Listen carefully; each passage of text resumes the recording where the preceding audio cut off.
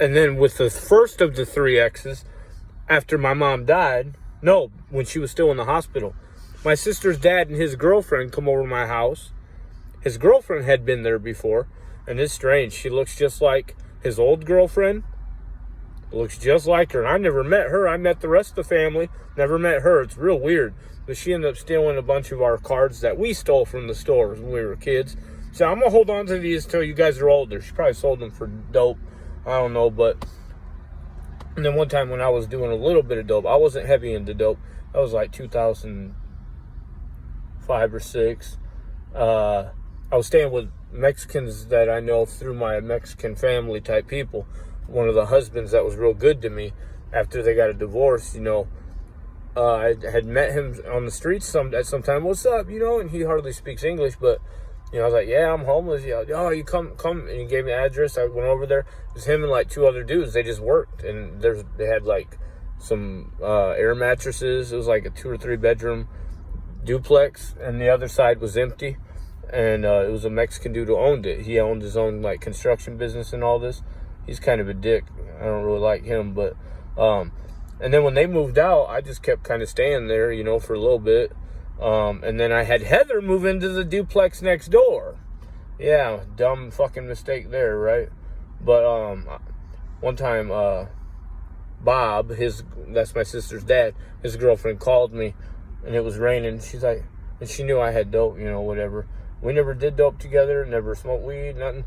She doesn't even smoke weed. She had talked about drugs in the past when we were younger and everything, like 18, 17, 16. Like, you guys, if you guys are doing drugs when we were like 13, 14, it's like, you guys, let me get your weed for you. You don't know what people are putting in it and all this shit. And I never did. I mean, like, you're supposed to be like my mom, kind of, you know? Like, you're like supposed to be my mom. No, that's weird, dude. No, like, you know, but then when I'm, you know, 25 or whatever, at 2006, she knew I had a little dope or whatever, and fucking, she called me up.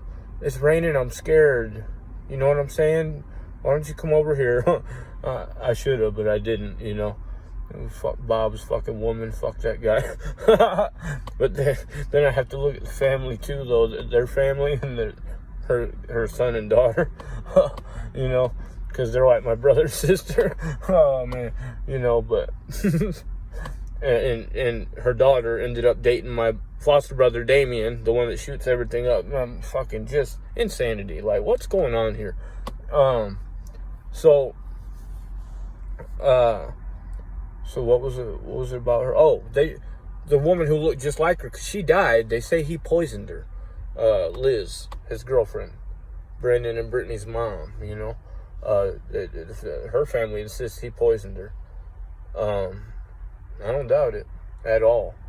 But then he's dating her sister that looks just like her. Like, fucking weird, man. And they're like British people. Like, their grandma has the full British accent, you know. And they're in good with the pawn shop, the biggest pawn shop owners, who are Jews, right next to the Masonic Temple across the street. And then Heather met her across from the Masonic Temple. Oh, dude. All these people. Like, what the fuck? But anyway, so they come in my house. My ex, she's got her bird. It finally laid eggs and hatched babies, you know, after a year and a half of trying to have these birds lay eggs or whatever. And other woman had birds too, Bob's girlfriend. Liz had birds. The one who's supposed to be dead, she had birds.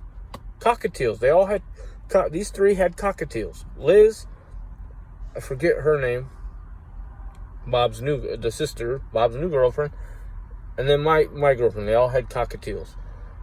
So they got something to talk about in the other room, right? Bob trying to tell me, you need to sign the papers for your sister to handle the funeral and all this. And I'm fucking just beyond stressed, dude, because I know everything, my world's about to crash down because all these people got it out for me. You know what I mean? They're trying to set me up. I seen the whole thing coming, dude. That's why I started going to church. And I got lucky and salvaged my life, got in touch with the right people, and I knew they were about to railroad me, and that they sure did. Sure did. Fucking domestic with no... False domestic, fucking... all that, man. The whole situation. And then I end up working in the semi-truck yard where they're trying to kill me. Dude, it never ends for me. You know what I mean? Like, this is fucking beyond. Well, we're oppressed. We're oppressed. No, the fuck, not like this. You ain't. No. And you know they've been really talking about giving California black people like millions of dollars in reparations. You know, it's funny how all this happened. It all kind of coincides with black people turning on me. Isn't that kind of funny? Like, it's worth that much for them to turn on me? Like, wow, that's priceless. I'm telling you, man. Turning on me, they want my ass. These demonic motherfuckers hate me so bad. You have no idea. You just don't get it. You don't know what kind of world you're living in. You think, oh, this is my world. Your world's different. No, you live in the same world as I do. You better get it figured out. So anyway, so yeah, they got something to talk about. I think they all plotted on, and then it turned out that like a year or two later, I see signs up, Boetger for sheriff. That's her, my ex, that got me put in jail. That's her mom's maiden name. So she's tied to the sheriff's department, I learned a year later. Holy fuck. You know what I'm saying? Dude.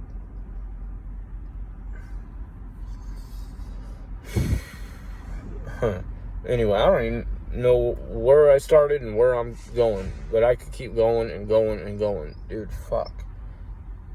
You think this shit's fucking cool? You think this shit's funny? You like that? You like living in a country like that? Yeah.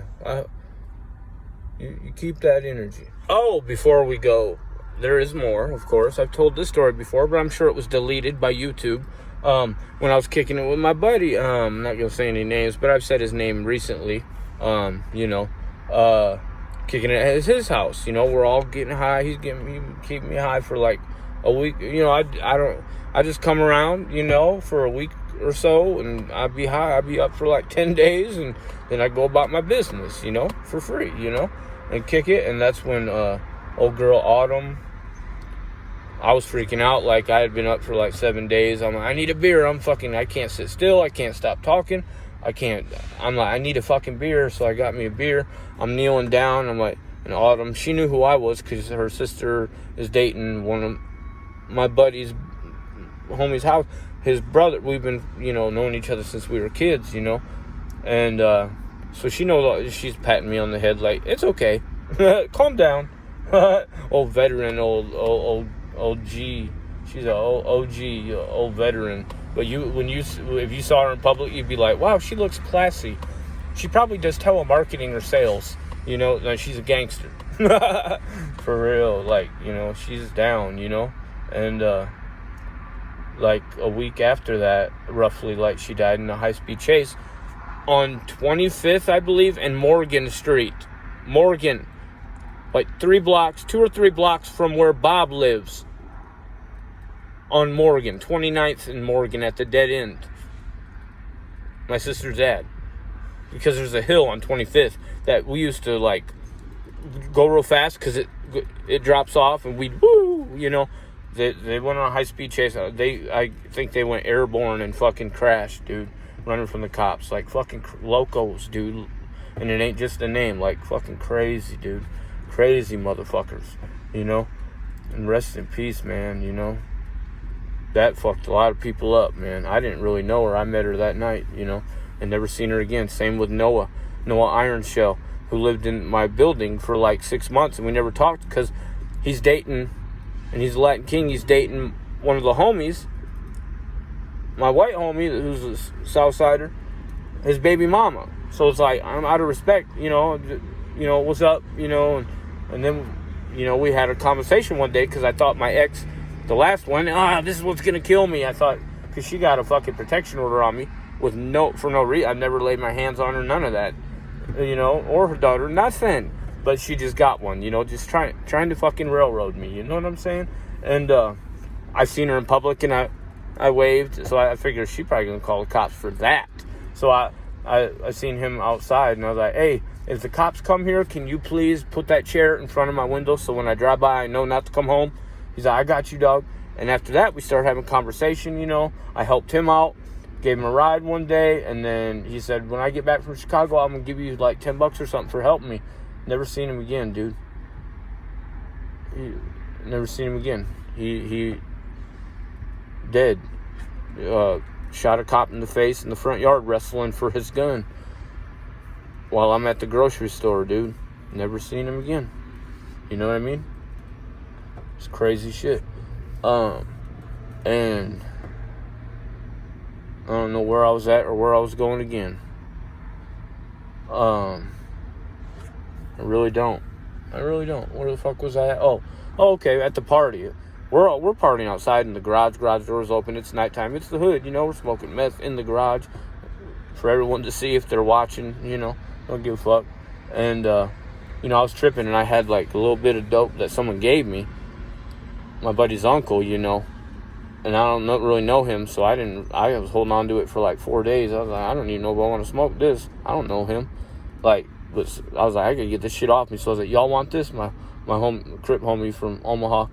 And one of my buddy's sister, who I never met, but I knew it was his sister, me and her got to arguing. And I'm like, you guys want this? Yeah. I start busting it open. I'm about to dump it on the concrete floor. They're like, whoa. I was like, well, fucking get something. They couldn't find nothing, so I dumped it on the floor. I'm like, dude, I'm already wigging, like, you know, this wigging out, like, can't fucking sit still and all that. And me and her got to arguing. And my buddy, Crip buddy, I'm not gonna say names, but he's like, her boyfriend's on his way, man. He's a biker. He can fuck you up. You better go home or something. I'm like, I don't give a fuck. I'll be right here. I'll be waiting for him. So he pulls up. And I've told this story before. So as soon as he pulls up, I walk up to him. And my buddy, whose house it is, he's kind of off to the side about 10 feet away. And I walk up. She says you're going to whoop my ass. He gets off the bike, reaches in his leather jacket. I went to grab his hand. He pulled back, so I couldn't reach him. My buddy got between us. He's like, he's drunk, man. He's drunk.